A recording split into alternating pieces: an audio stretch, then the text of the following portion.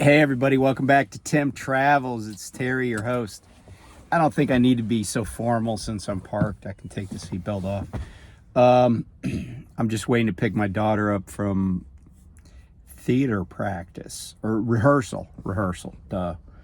Um, yeah, so I got off the road on Saturday, and it's kind of like I've talked about my driver manager before, but he's super laid back, and I'd run for a few straight days, and so he was like, what are you coming out on Tuesday? I'm like, nah, I'm probably coming on Wednesday. He's like, oh, okay. And because there's one of the places where we pick up didn't produce as much sawdust recently, so and there are guys that kind of run different schedules than I do, so it all works out. Anyway, I wanted to talk about really three things that were of interest to me. And the first one is I'm sure a lot of you saw it because she has like a gazillion subscribers and gets a lot of views on her video. But there's this gal that was at Prime. And her handle on YouTube is Road Runner Nia. And she did a final video, like she was going to turn her truck in and stuff at Prime. But one of the things she talked about was how they did what I would call a clawback on a trip that she had made or a load she had handled, a couple of months earlier, where they took back $900. And some people sent me emails about it and stuff, and said, hey, is that legal? And I said, it probably is, but it's a symptom of a problem that's been going on at Prime for a while. And I did a video, and I'll put a link to it in the description. But and because normally I don't like retread videos, I don't send people back to look at them. But I went and pulled it up. I had to find it, right? And I did that video in August. I think August of 2022. And it was a case where somebody alerted me to the fact that like well over 100 Prime drivers had gotten a clawback from loads that they all took from the exact same place in Prosser, Washington. And I put out and some people quit over it. And I put out a video, and I was like, hey, this is not cool. And, everybody, and there were a few people that were like, oh, hey, that's what the contract says. And I'm like, yeah, but when you take a load, you expect to be paid about what it says. You don't expect that after you get paid for it, weeks later, months later, whatever, somebody's like, oh, we made a mistake. Now, I think the difference is that in the Roadrunner Nia video, Prime just forgot to take its cut. But in the video that I had done, the customer came back to Prime and was like, oh, hey, sorry, we never intended to pay that much. What we said we'd pay, what we agreed to pay to Prime that was wrong. That was our bad. And Prime let him get away with it. And this was this was over 100 drivers. And I don't know about you, but I never pulled onions out of Prosser, Washington, but I can't imagine that I would have been like, man, I sure hope I get a load out of Prosser, Washington. Now, the funny thing was that those loads actually did pay pretty good, and people relied upon that. And then it turns out that it was just some crap load anyway. But it's just an example. And, I've heard there were some people that were carrying water for Prime that were like, oh, well, that's what the contract says. You can't expect to get paid more than what Prime gets paid. And my response to that is, I've had other businesses, and I remember I had employees that would make mistakes, and we would have to do something that caused my firm to incur additional costs. But we never passed that on to our client. Why? Because when a company makes a mistake, when a business makes a mistake, they just kind of have to eat it. And the thing is that Prime could have said to that company in Prosser, Washington, and it's the place that has the onions. I don't know if there's more than one, but could have said, hey, look, you know, you need to we need to come to some agreement here, because we're not going to pull back all this money. We might pull back some of it, but we're not going to pull it all back, because that's not fair to our drivers. But what did Prime do? Prime rolled over. And, you know, it just points up the fact that the relationship is always one-sided. You know, like I had times where clients made mistakes and it cost them money, but if it's something that I could help them out with, I would. So, and you know, people might say, oh, well, you are a sucker for doing that. Maybe I was, but I valued the relationships. And the other thing is, I didn't take it out on my employees. I had employees that would make mistakes that would cost the firm, you know, $10,000. I had a client, but I worked really closely with this client, and one of their employees made a mistake that cost them about 60 grand, and they didn't fire that person or anything. And I tried to help them mitigate that damage. But, you know, they were like, hey, you know, it happens. But, and so all I would say is that anybody that's leasing a truck, you need to know, and not just at Prime, this probably happens at other places. You need to know that you're never going to get the benefit of the doubt. That company is never going to stick up for you when it comes to a customer. And if a customer, you know, like if Tyson was like, oh yeah, it turns out one of our people put the wrong information in the computer and we've been overpaying by 10% since January 1st on our loads, I guarantee that Prime would not say one word. They'd be like, oh, okay, we'll take that money from our drivers. And, you know, that's who you're dealing with, right? And the other thing that I thought was interesting about the Roadrunner Nia thing is they called her in to ask her how much she was making from her YouTube channel. And I mean, that should be a pretty short answer, because if they asked me that, I'd be like, none of your fucking business, right? And but the irony is that when, you know, Prime has made so much money from YouTubers. I was talking to Lyle over at No Hippie Trucking and Transportation. I was like, look, I came to Prime because of him. He and I were having that conversation. But there are people that came to Prime because of me. And I never went to Prime and was like, oh, hey, you know, so this person told me after the fact that they came to Prime because of me, so you guys need to give me some money. I mean, I'm just like, okay, it's something that happens. I don't expect Prime to give me money. But if I'm making money off of Prime's name because I'm a driver there, or just because I used to be a driver there, you know, that's none of their damn business how much I make, you know?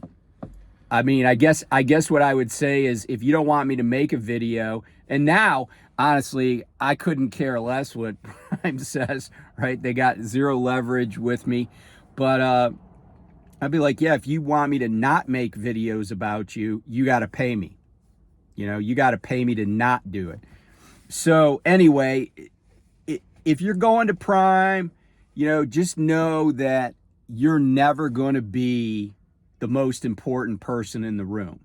You're never going to be the most important person in the equation. You're always going to be last. The customer and Prime are always going to have primacy over you. So anyway, I just wanted to share that. Another thing that I thought was interesting that just happened over this past week or 10 days was TFI International, who owns they legit own over 100 companies. They're based in Montreal, and their CEO, Alain Bedard, you know, made an announcement that they were going to move their headquarters to the United States. And by the way, TFI also got pummeled in Q4, and their stock has been tanking. But one of the things that they said in their call where they kind of announced this move to the United States is that, you know, their foray into LTL, where they bought UPS Freight and turned it into T-Force, They said that's kind of been a disaster. And the other thing that Bedard said was 2024 was bad, but he thinks the first 6 months of 2025 are going to be worse than the first 6 months of 2024. And all that happened about, I don't know, a week, 10 days ago. And then just yesterday, I saw that I think it was yesterday, I saw that an announcement that their shareholders were so pissed off about them trying to move the headquarters down to the United States from Montreal that they've decided not to do it. And it's like, it's kind of like going back to the U.S. Express debacle with Variant. It's like, get your shit together, right? You guys are these big ass companies with all these resources, and you can't even get the most basic stuff correct. And I don't care what TFI does. I mean, and I've been outspoken about keeping Canadian trucking companies off of U.S. roads. But, it just points up the fact that a lot of these companies are run by people that just, they're not that bright. I mean, they might have an MBA from Harvard or something, but when the rubber hits the road, they're not really any good at what they do. And they typically fail up. Look at the chuckleheads that were at Yellow. And, then when Forward Air gets in a pickle with their shareholders over a crap deal, they turn around and hire these guys that were in the finance part of Yellow. I don't get it. I mean, it's like Jerry Jones saying, hey, we need a new coach here in Dallas, and I'm going to look for the guy that just went 1-16, with another franchise. I'm going to hire him because he's got potential. And, it is alarming, but it's just part of the business world. But, there's a lot of people that fail up and in this world, and there's a lot of nepotism and cronyism and stuff. So it's just the world we live in. But one other thing that kind of came across my desk that was kind of shocking and interesting, and maybe it's just hype, is that and I don't even recall where the article came from. I don't think it was FreightWaves. Maybe it was.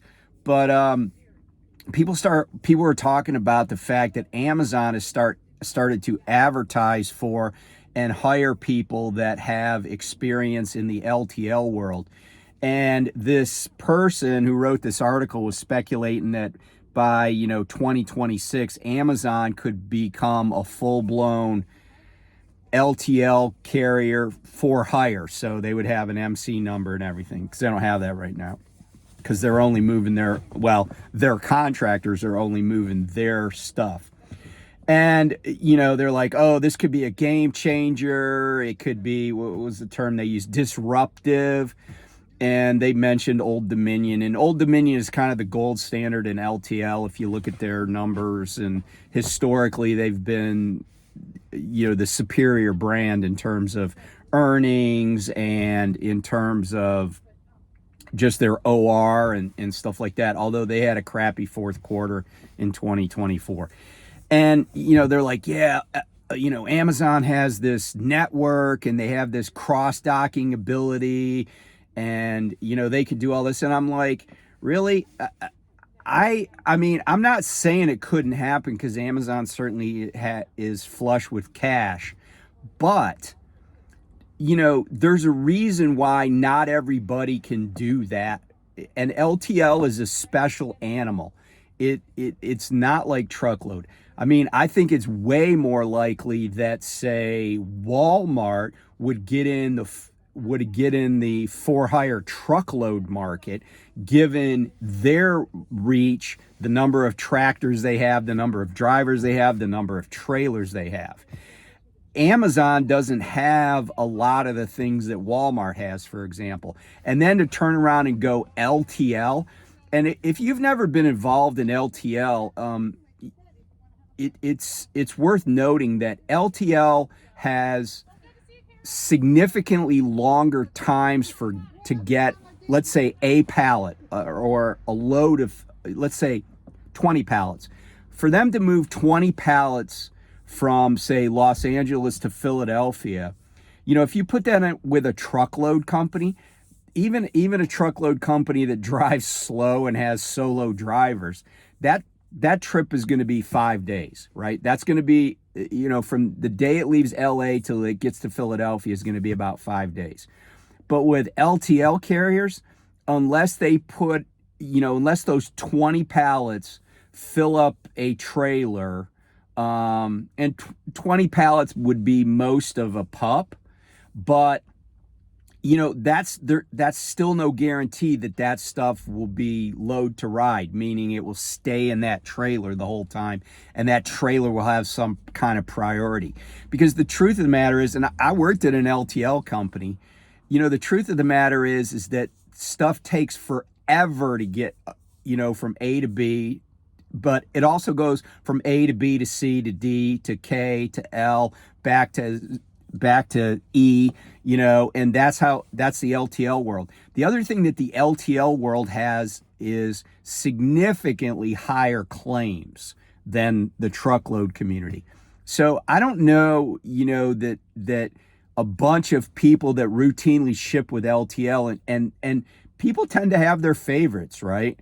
I don't know if Amazon, even with 2 years of lead time, is gonna somehow be able to hit the ground running. Because if you do LTL wrong, it is a horrible proposition for a company's balance sheet. And that doesn't even take into account the fact that most LTL carriers handle hazmat. I would say the vast majority of hazmat is handled by LTL carriers. And I'm not saying there's not truckload carriers that do hazmat. There certainly are. But, hazmat often isn't shipped in large enough quantities to justify hiring a truckload carrier to handle it. It's one pallet of stuff, and those LTL carriers take care of that stuff.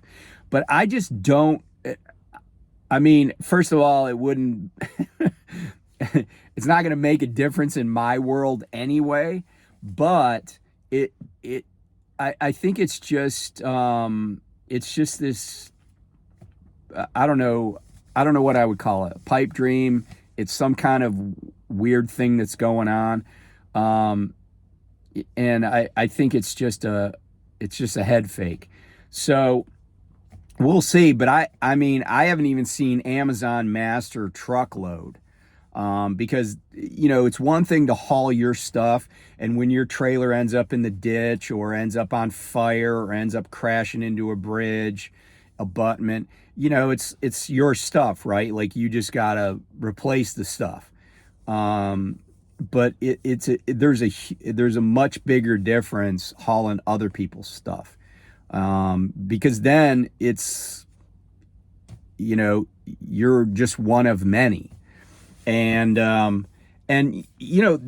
the other weird thing about Amazon is I don't think Amazon in the trucking industry, even though they're not really in the trucking industry, I don't think they have a reputation for putting safety first and making sure stuff gets there. There have been articles in all sorts of publications, the Wall Street Journal, just everywhere about Amazon's reckless hiring of contractors who have no business being on the road. And I